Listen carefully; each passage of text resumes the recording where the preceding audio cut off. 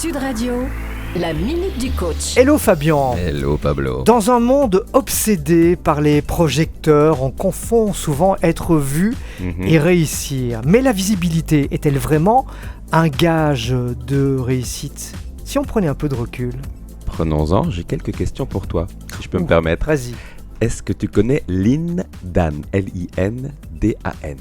Non. Est-ce que tu connais Novak Djokovic? Oui. Très bien. Lin Dan, c'est le GOAT du badminton. GOAT, G-O-A-T, Greatest of All Time, donc le meilleur de l'histoire. Djokovic, par certains, est considéré comme le meilleur de l'histoire du tennis. Tu ne connais pas Lin Dan, pourtant son palmarès est exceptionnel. 2 médailles d'or olympiques, donc c'est le seul joueur à avoir conservé son titre en simple messieurs. 5 titres aux champions du monde, record dans la discipline, 6 conquêtes de l'All England Open, l'un des tournois les plus prestigieux du circuit, un super grand slam, donc il a remporté tous les tournois majeurs, Jeux olympiques, mondiaux, Coupe du monde, Thomas Cup, etc. Est-ce que tu le connaissais ? Je ne le connaissais pas, j'ai fait des recherches, il y en a plein des gens comme ça, il y en a plein qui dominent leur domaine, si je puis dire, mais qui sont très très peu connus, sinon d'une tribu.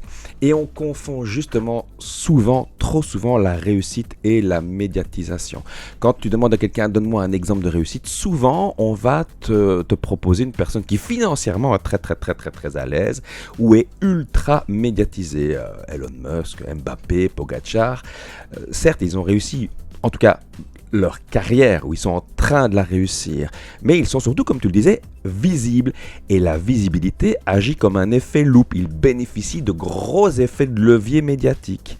Toi-même qui connais si bien le show business, sans doute peux-tu nous dire qu'il y a des chanteurs qui sont extrêmement connus, extrêmement mauvais, et d'autres qu'on ne connaîtra jamais, et qui pourtant offrent des bijoux de chansons par exemple.